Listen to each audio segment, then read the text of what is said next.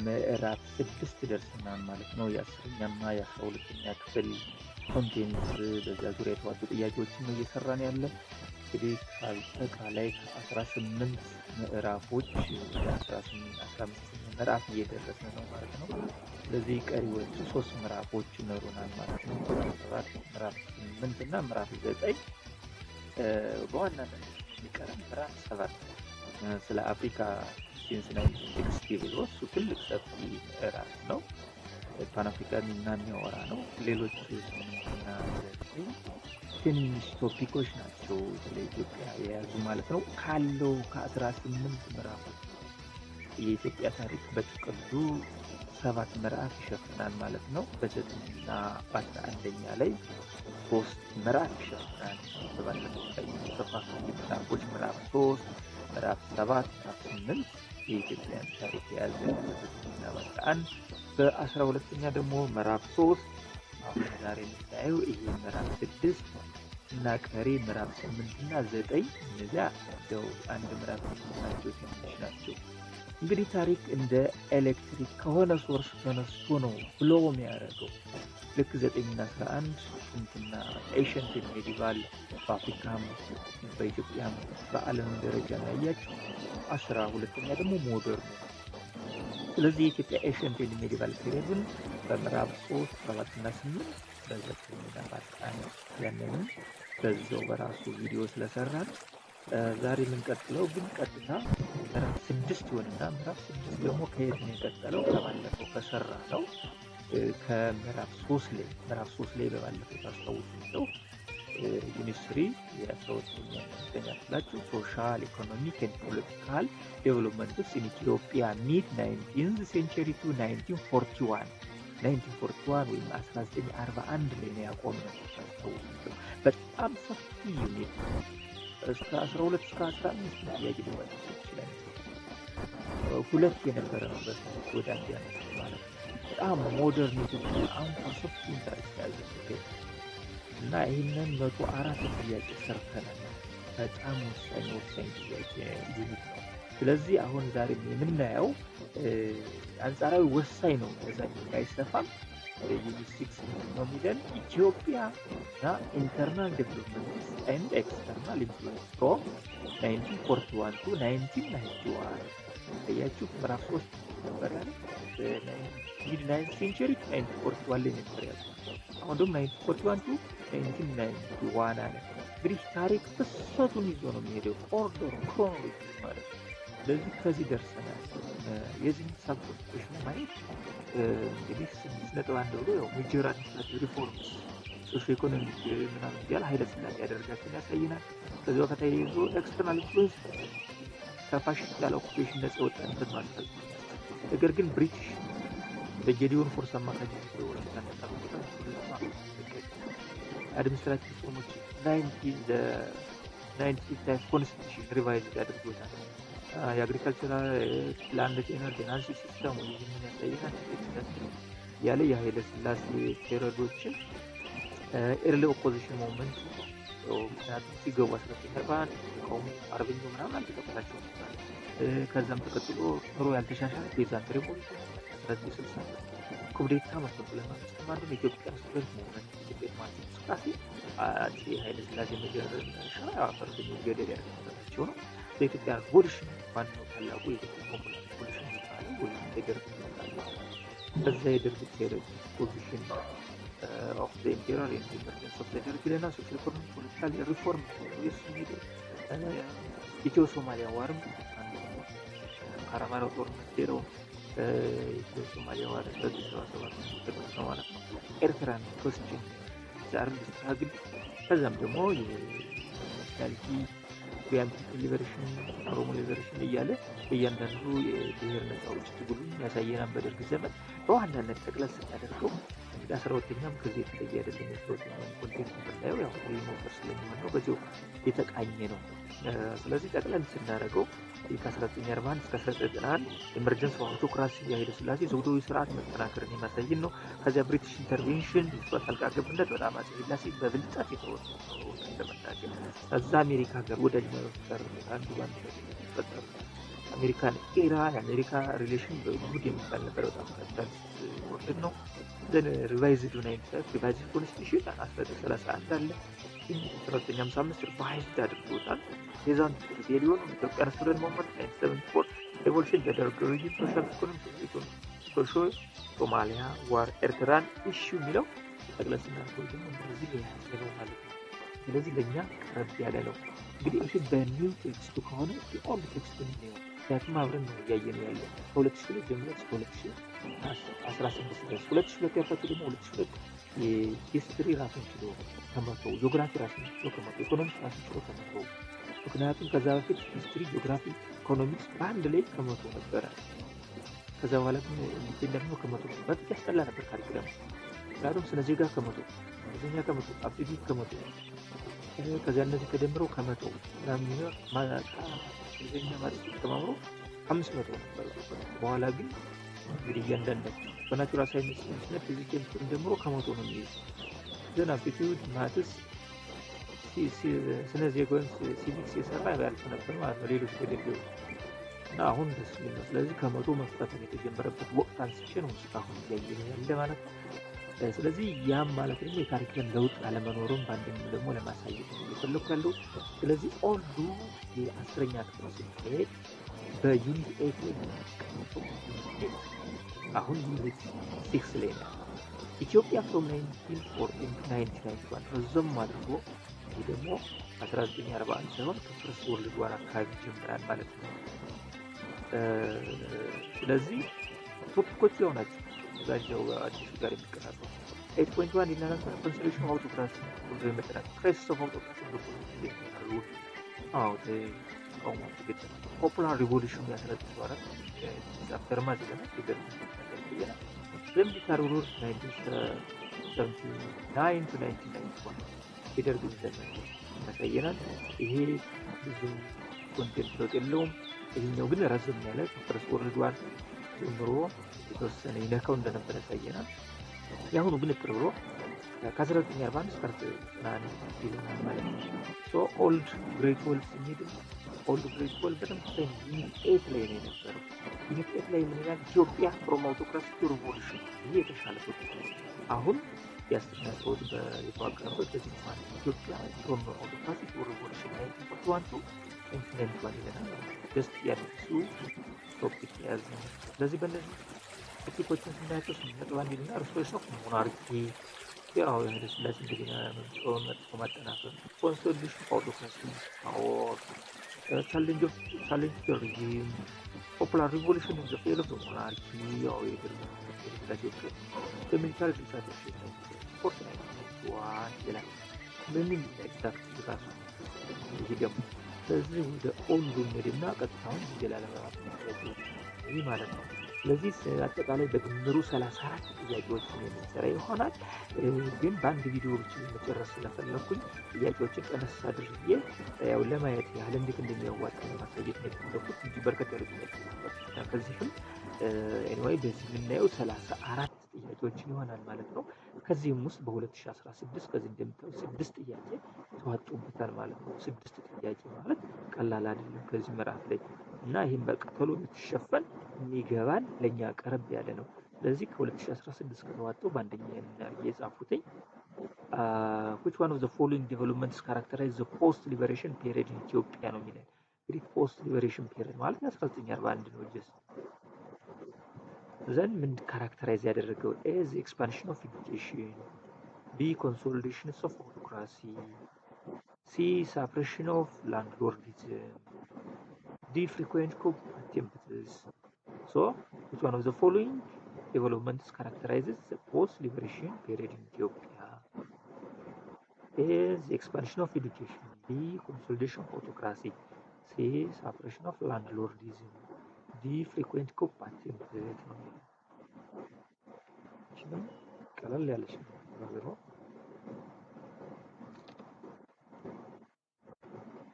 አናላችሁ ወደ ምንድን ነው የሚያደርጉት? ያው ስራቸው ሆነው ኮንሶሊዴሽን ኦፍ አውቶክራሲ ወደ ስርዓታችን ማጠናከር ነው ማለት ነው። ሞር ካራክተር በርግጥ በሂደት ኤዱኬሽንን ማስፋፍተዋል። ላንድሎርዲዝም አልጠፋም። ፍሪኩዌንት ኩዴታም ፍሪኩዌንትም ባይሆን አንድ ነው በ1960 ዋናው እሱ። ስለዚህ ዲ ትክክለኛ መልሳችን ነው። ያው ኤርትራን ኢሹ ስንል ነበር ወደ መጨረሻ ያለው ቶፒክ። አሁን በዚህ ምዕራፍ የኤርትራን ጉዳይ ነው። ከዚህም ሁለተኛው ነው የመጣው ዋይ ዲድ ዘ ኢትዮ ኤርትራን ፌዴሬሽን ፌል ይላል። ያው ፌዴሬሽን ነበረች፣ በኋላ ደግሞ ዩኒየን፣ ከዛ ደግሞ ተገነጠለች 1991። ሶ ዋይ ዲድ ዘ ኢትዮ ኤርትራን ፌዴሬሽን ፌል ቢኮዝ as the federal representative in Asmara was corrupt and ineffective. B. The UN did not provide the support it promised to Ethiopia. C. Both unionists and separatists were dissatisfied with it. This arrangement was subverted by the Italians. Why did the two Eritrean Federation fail? Because A. The federal representative in Asmara was corrupt and ineffective. B. The UN did not provide support it promised to Ethiopia. C. Both unionists and separatists were dissatisfied with it. This arrangement was subverted by the Italian ይለናል። ስለዚህ መልሳችን የሚገመት ነው። አትሊስት ሲ ነው። ቦዝ ዘ ዩኒየኒስት ኤንድ ሴፓሬቲስት ወር ዲሳቲስፋይድ ዊዝ ኢት። ያው የሁለቱም የራሳቸው ፍላጎት፣ ሴፓሬቲስት ነው፣ ዩኒየኒስት ደግሞ ዩኒየኒስት ነው። እንግዲህ ዲፈረንት ሜጀር ፖለቲካል ግሩፖች ነበሩ። አንድ ዩኒየኒስት፣ አንድ ሴፓሬቲስት የሚባል ነው የነበረው። በዛ ውስጥ ደግሞ ያው ሌሎች የኤርትራኖች አሉ። በኋላም በሌላ ጥያቄ ስለሚኖረን በዚያ በስፋት እናየዋለን። ኮስችን ነምበር 3 2016 ከተዋለው why did the imperial government fail to carry out a land reform program in the late 1960s and early 1970s? Because it lacked the technical and financial resources for its realization. B. It feared that there would be opposition from the peasantry. C. It was preoccupied with peasant rebellions in Gojam and Bali. D. It feared that there would be strong opposition from the big landowners. Why did the imperial government fail to carry out a land reform program in the late 1960s and early 1970s? Because it lacked the technical and financial resource for its realization. B. It feared that there would be opposition from the peasantry. C. It was preoccupied with peasant rebellion in Gojam and Bali. D. Feared that there would be strong opposition from the big landlord.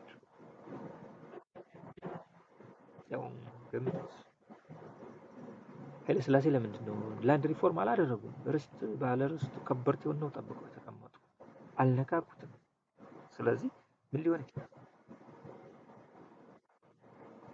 lack of technical and financial resource. Fear that there would be opposition from the peasantry. ፔዛንቱ ብዙ ተጠቃሚ ከሆነ ወድ ኦኩፓይድ ፔዛንትሪ ወይም ጎጃም እሱ ነው አይደለም። ሶ መልሳችን ሆነ ይሄ ነው። ብዙ ጊዜ የአስተዳደር ስርዓቱም በኢኮኖሚ ላይ ጀምሮ እንግዲህ ክርስት ጉልት የሚባል ነው። ያንን መንካት አልፈለጉም። የአስተዳደር ስርዓቱን በመሬት ስሪት ስለሆነ ነው።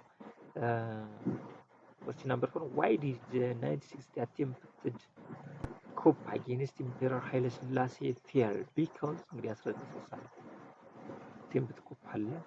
Why did the 1960 attempted coup against Emperor Haile Selassie fail? Because the coup leader did not set up a government immediately after capturing power. B. The coup leaders failed to secure control of the radio station in the imperial palace. C. The coup leaders failed to secure support from the army and the air force. D. There was disagreement between the coup leaders on what to do with Haile Selassie's officials. ግሪንንም ብዙ ጊዜ ይጠይቃል፣ ወደፊትም እናገኘዋለን። ይህንን ኩዴታ ማወቅ ነው ጠንቃችሁ ማለት ለምን ፌል አደረገ? Why did the 1960 attempted coup against Emperor Haile Selassie fail? Because the coup leaders did not set up a government immediately after capturing power. B. The coup leaders failed to secure control of the radio station in the imperial palace. C. The coup leaders failed to secure support from the army and the air force. D. There was disagreement between the coup leaders on what to do with Haile Selassie's officials. ስለዚህ መልሳችን ግልጽ ነው የሚሆነው። አንዱ ድክመቱ የኩኩ ሲኖ ማለት ነው። ምክንያቱም ኖ any consultation with the army and air force እንግዲህ እሱ ነው።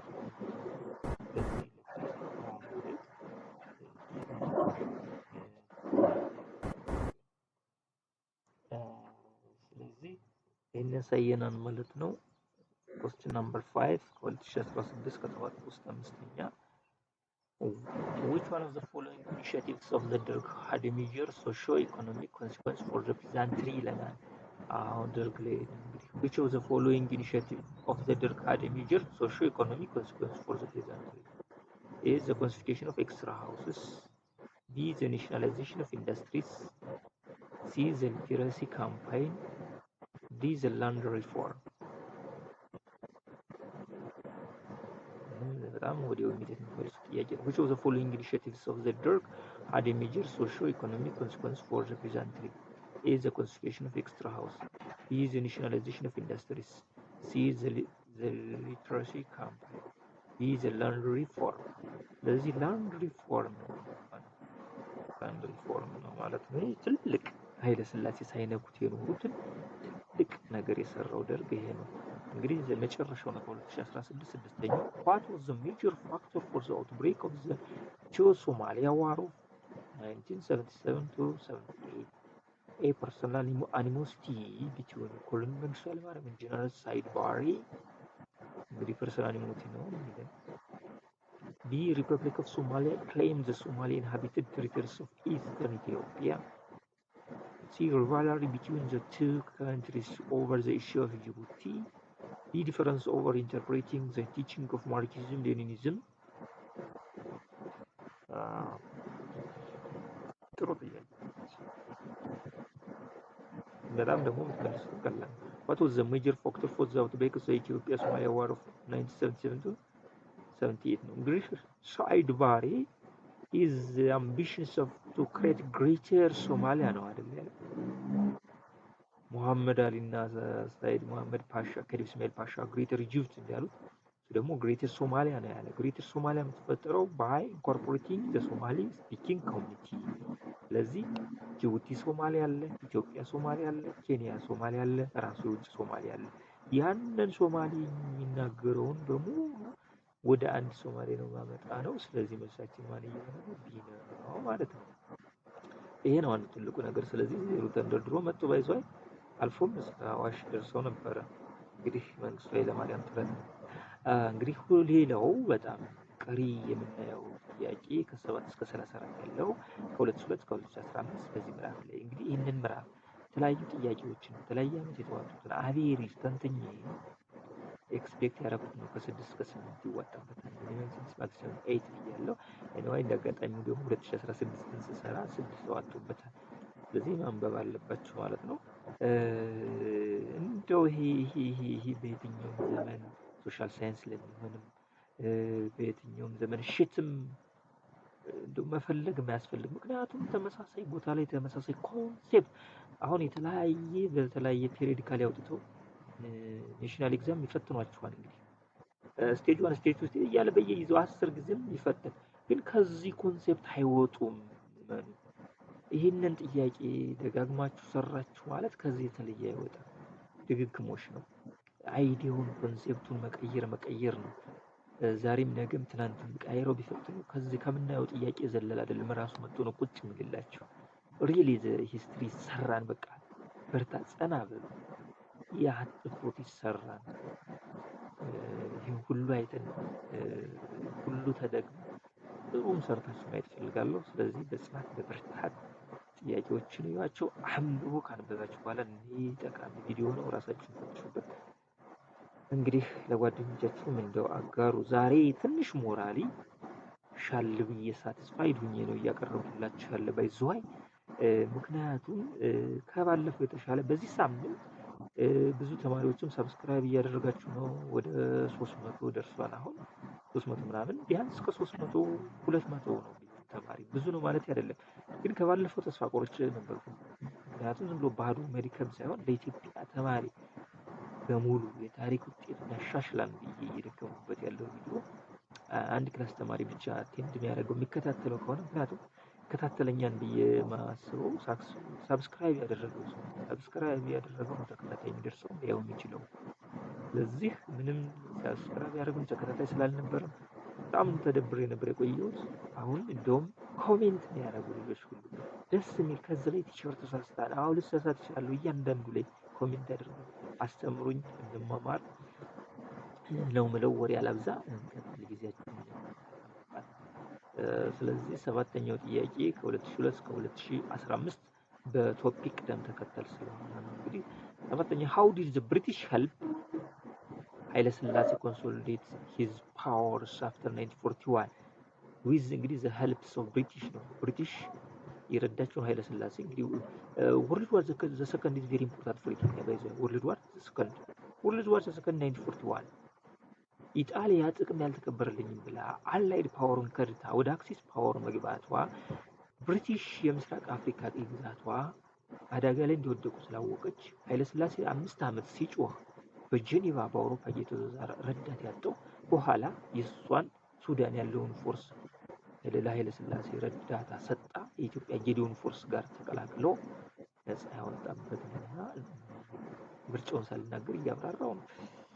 ይችላል ደግሞ ወይስ ኮስት ነው እየሰራው ያለው ፍቅርታ why was turning point so how did the British help Haile Selassie consolidate his powers after 1941?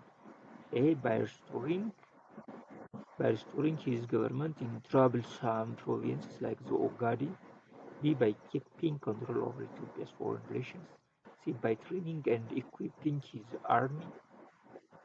D, by keeping the Italians out of all Somalia inhabited areas.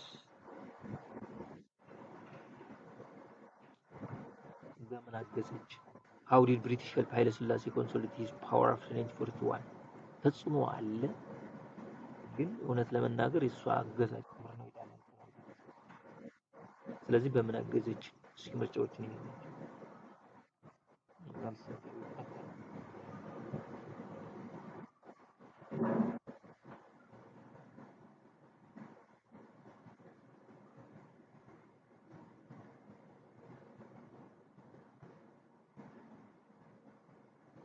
ስለዚህ ማን ይሆናል? ይሄ ነው ብሪቲሽ ሞዴል አርሚ ትሬኒንግ ስታደርግ ቆይታለች ማለት ሰው ባይ ትሬኒንግ ኤንድ ኢኩዊፒንግ ዘ አርሚ ነው ማለት ይችላል።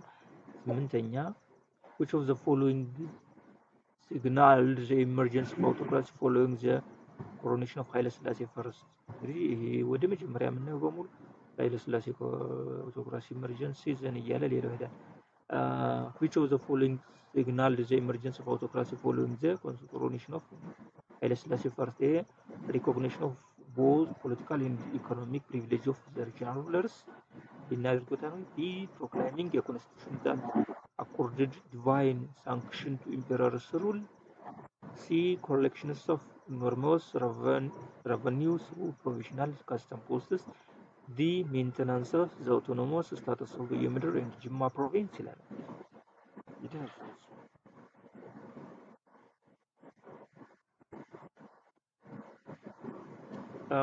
Which of the following signaled the emergence of autocracy following the coronation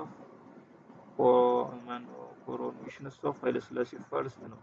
እንግዲህ በ1941 በኋላ ያለውን ነው ማሰብ ያለባቸው። የሪኮግኒሽን ኦፍ ቦዝ ፖለቲካል ኤንድ ኢኮኖሚክ ፕሪቪሌጅስ ኦፍ ዘ ሪጂናል ሩለርስ። ቢ ዘ ፕሮክላሚንግ ገቨርንመንት ዛት አኮርድድ ዲቫይን ሳንክሽን ቱ ኢምፐረርስ ሩል። ሲ ኮሌክሽን ኦፍ ኢኖርሞስ ሬቨኒው ስሩ ፍሮክሽናል ከስተም ፖስትስ። ኢ ሜንቴናንስ ኦፍ አውቶኖመስ ስታተስ ኦፍ የምር ጅማ። ስለዚህ መልሳችን ሊሆን የሚችለው ምንድን ነው? ኤ ነው፣ ቢ ነው፣ ሲ ነው፣ ዲ ነው። ስለዚህ መልሳችን በዋናነት በጣም ሪጂድ የባሰ ደግሞ ሪጂድ ኮንስቲቱሽን ጽፏል ማለት ነው 1955 ነው። እሱን እናየዋለን፣ የበፊቱንም እናስተዋውሰዋለን። ቦዝ ሁለቱም ስናይ that was to legitimize his power, his succession, to avoid succession problem, for his family, succession for his family, የሱ ቤተሰባዊ ጥሩ የነበረው። question number 9 which of the following office was most instrumental in building Haile Selassie's autocracy after his restoration? Which of the following office was most instrumental in building Haile Selassie's autocracy after his restoration? ነው 1941 በኋላ። A, Minister of Pain, E. Minister of War. C. Minister of Education. D. Office of the Prime Minister ይለናል። ማን ነው? ከሁለቱ ሚኒስትር ኦፍ ፔን ሚኒስትር ኦፍ ኤዱኬሽን ሚኒስትር ኦፍ ዋር ነው። የፕራይም ሚኒስትር ኦፍ ፕራይም ሚኒስትር ኦፊስ እንኳን የለውም። ስለዚህ መልሳችን ሚኒስትር ኦፍ ፔን ነው። የጽህፈት ሚኒስተር የሚል ነበር። የጽህፈት ሚኒስተር ያሁኑ ደግሞ ሚኒስትር ኦፍ ኤዱኬሽን ይሄ ያሁን ስም ስለሆነ ሚኒስትር ኦፍ ዋር ይሄ በዋናነት ትልቅ አቴምፕት ሲያደርጉ ነበር ማለት ነው። እንደ ቱል ሆኖ question number 10 which of the following was a key development in the emergence of autocracy under Emperor Haile Selassie first? A key development in the emergence of autocracy under Emperor Haile Selassie. It is appointment by the monarchy of relatives to administer in financial posts. Is that the appointment of relatives? C. The laws of autonomous rule by local chiefs of Gojam, Jumma, and Tigray laws alተቀመጡ ሲ ኢምፖዚሽንስ ኦፍ አን ኦብሊጌሽን ኦን ባይ ዘ ወይ አንዳንድ ጥያቄዎች ከምዕራፍ 3 ለመለየት የሚያስቸግሯል። 3 ሲ ኢምፖዚሽንስ ኦፍ አን ኦብሊጌሽን ኦን ሪጅናል ሎርድስ ቱ ሞባላይዝ ዜር አርሚስ ኢን ታይምስ ኦፍ ኤክስትሪም አግሬሽን ዲዝ አዶፕሽንስ ኦፍ ኤ ኮንስቲቱሽን 1931 ኤምድ አት ሪዞልቪንግ ፕሮብሌምስ ኦፍ ሪጅናል ሎርድስ ኤንድ ፖዚሽን ይላል።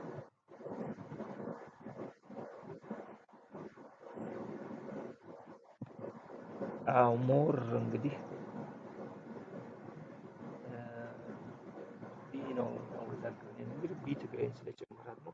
ይሄ ባይዘው ወደ ምዕራፍ 3 የሚመጣ ጥያቄ ነው። ነው ችግር የለውም። በዚህ መጣ በዚህ እርሳችን ነው ግን ዲ ነው ወይ 1955 ብለን ያስሄዳል።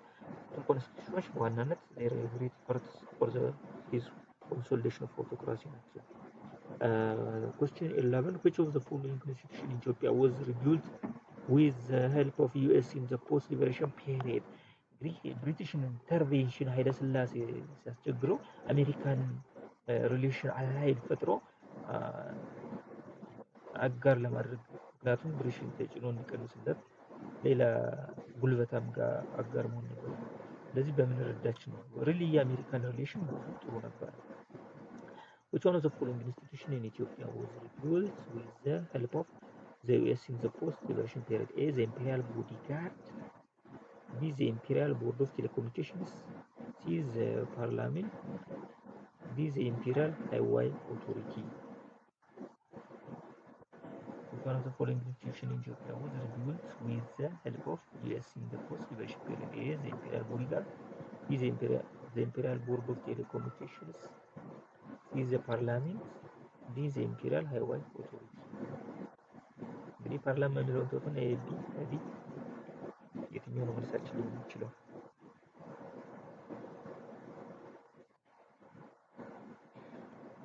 አሜሪካን ኢራ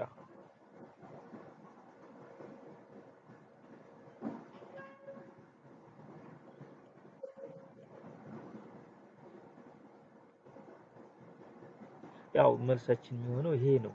እንግዲህ አሜሪካ በብዙ መልኩ ብዙ ስራ ሰርታለች ሆነ ለመናገር ያው እኛም አስመራ ላይ ቃኘው ኮሚኒኬሽን ስቴሽን ተሰጥቷታል። አስመራ ላይ የሚድል ኢስቱንም የአፍሪካንም ኮንትሮል ለማድረግ ይመቻል ነበር። ያ በዛው ልክ እኛን ብዙ ታግዘን ነበር። በኤር ፎርሱ፣ በናቪ የባህር ኃይል፣ በግራውንድ ፎርስ ትሬኒንግ ኤንድ ፕሮቫይድ በአሜሪካን ስታይልስ ኦፍ ኤክስቴንድ ኢትዮጵያን ኮሚኒኬሽን ይሄ ምናልባት ኢምፔሪያል ቦርድ ኦፍ ቴሌኮሙኒኬሽን አንዱ በጣም እንትን አጥበው እንጂ ኢትዮጵያን ሞር ኢትዮጵያን ኮሚኒኬሽንም ኢትዮጵያን ኤርላይን was established ኢምፔሪያል ሃይዌይ አውቶሪቲ እነዚህ የመሳሰሉ አሉ። ሁለተኛው the most powerful minister under the government of Haile Selassie in the period between 1941 to 1955 was the most powerful minister was under the government እንግዲህ ፐርሰናል ነው እየጠየቀናል። ኤ አክሊሉ ሀብተወልድ፣ ቢ እምሩ ኃይለ ሥላሴ፣ ሲ መኮንን እንዳልካቸው፣ ዲ ወልደ ጊዮርጊስ ወልደ ዮሐንስ።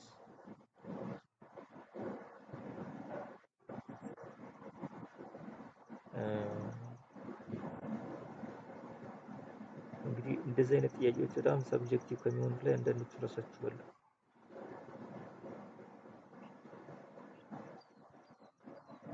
1940 እስከ 1955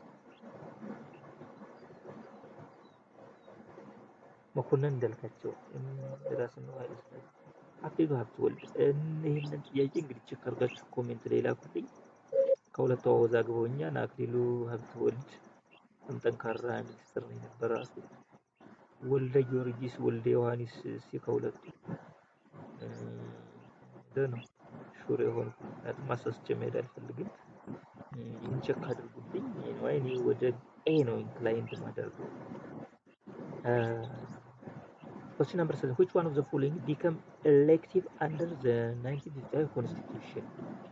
እንግዲህ 1955 Constitution አለ ቻምበርም በፊት የቆየ ነው አለ። So which was elective under the 1955 Constitution? ህዝቡ የሚመርጠው ወይም ደግሞ ሎወር ኖቢሊቲዎች የሚመርጡት የትኛው ነው? ኤ the Chamber of Deputies፣ ቢ the Office of the Prime Minister፣ ሲ the Senate፣ ዲ the Crown Council ይላል። እንግዲህ ማን ነው ከሁለቱም ነው ምረጥ ከኤ እና ከሲ ሌላውን ተውት ነው። በኤሌክቲቭ የሆነ ወይም ደግሞ ሌላው ላወር ኖቢሊቲ የሚመርጠው ጠቅላይ ሚኒስትሩ የማይመርጠው የፓርላማ ክፍል የትኛው ነው? ሴኔት ቻምበር ኦፍ ሃውስ ስለነበረው ቻምበር ኦፍ ዲፒቲስ ኤንድ ሴኔት ስለነበረ ስለዚህ ከሁለቱ የትኛው ነው? መቼም እስካሁን ግልጽ ስላደረኩላችሁ መልሳችኋል። መልሳችሁ የቻምበርስ ኦፍ ዲፒቲስ ነው ነው ኖቢሊቲውም የሚመርጠው ሴኔት ዋን ነው በኃይለ ሥላሴ ይመረጣል ማለት ነው። Question 40. Which of the following factors required Emperor Haile Selassie to promulgate and issue the revised constitution of 1955? ለምንድን ነው ይላል። A. Federation of Eritrea፣ B. Ethiopia membership of the United Nations፣ C. Rapid expansion of modern education፣ D. The diplomatic pressure from Britain and USA። So ሪቫይዝድ ማድረግ በ1931 በ1955 ሪቫይዝድ ማድረግ ያስፈልጋል።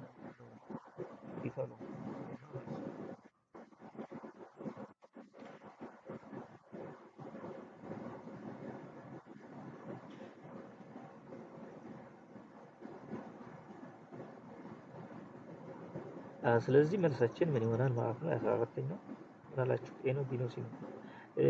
ይሄ ነው መቼም ኤ ነው። ፌዴሬሽንስ ኦፍ ኤርትራ ኢን ኢትዮጵያ። ኤርትራ መጀመሪያ ያው እንግዲህ ኢጣሊያ ከ1896 እስከ 1941 ድረስ ኒርሊ ወደ 40 የሚቀርብ ገደማ ይዛታለች። ከዛ 1941 ላይ ነፃ ስትወጣ ደግሞ እንግሊዝ ተተክታ እስከ 1951 52 ያዘቻት። 1952 ግን የኃይለ ሥላሴ በብዙ ጥበብ ብልሃት ወደ ኢትዮጵያ መጥታለች። በ1952 ላይ ማለት ነው። በዚህ 1952 ኢትዮጵያ ጆይን ስታደርግ ፌዴሬሽን አስፈለገ። ዩኒየን ፌዴሬሽን የሚባል ነበር። ፌዴሬሽን እንድትሆን ተወስኗል። ዘን ያ አስፈልጎታል። ይዞ እነዚህ ሪቫይዝ ለማድረግ አንዱ እሱ ነው። ፌዴሬሽን ኢትዮጵያ የሚለው ሌላው ሪቫይዝ ለማድረግ ያስገድዱ ነገሮች እነዚህ ሁለት ናቸው ነው የሚለው። ኢንተርናሽናል ሲቹዌሽን ቼንጅ አድርጓል ነው የሚለው። ዘን ደግሞ የዚህ ነው። ሌላውንም ይሄውን ኮንስቲቱሽን ነው የሚጠይቀን ምን ያህል ትኩረት እንደሚሰጠው ነው ካለባችሁ። Question 15. Which one of the following was elected by the people under the 1950 Constitution? ኢትዮጵያን ኮንስቲቱሽን እንግዲህ ያውን ነው ቅድም ያየነውን ያው ተደጋግሞ በየአመቱ እንደሚመጣ ለማሳየት ነው ሁለቱን የጻፏቸው እንጂ ከየትኛው ላይ ነው? ከዚህ 13ኛ ላይ ምን ነው? Which one of the following become elective under the 1955 Constitution ነው የሚለን። ከዚያ ላይም ማለት ነው the chambers of deputies ብለናል። ከዚህም 15ኛው which one of the following was elected by the people under the 1955 የኢትዮጵያን ኮንስቲቱሽን ነው የሚለን። ዘንድ ምን ሊሆን ይችላል? ያው ቢ ነው እዚህ የሚሆናችሁ መልሳችን ማለት ነው። ኤ ሴኔት ይለናል። ቢ ዘ ቻምበር ኦፍ ዲፑቲስ፣ ሲ ዘ ክራውን ካውንስል፣ ዲ ዘ ካውንስል ኦፍ ሚኒስተር። እንግዲህ የዚህ የአረፍተ ነገሩ አገላለጽ ነው እንጂ አንድ ነው። ይሄ ምንም ራሱ እንዳያመጡ እያለ እንግዲህ ኮንስቲቱሽን ወጣን ወደ ፕሬዘንት ሪቪው ሊገባ ነው። 16ኛው which of the following is true about the president of Ethiopia in the post liberation period? Which one of the following is true about the president of Ethiopia in the post liberation period ነው የሚለን። A. They continue to pay official duties to landlords, landowners and the government officials. B. They benefited from the free medical service. C. Many become tenants as a result of extensive land alienation. D. They began to produce largely for the market. Which one of the following is true about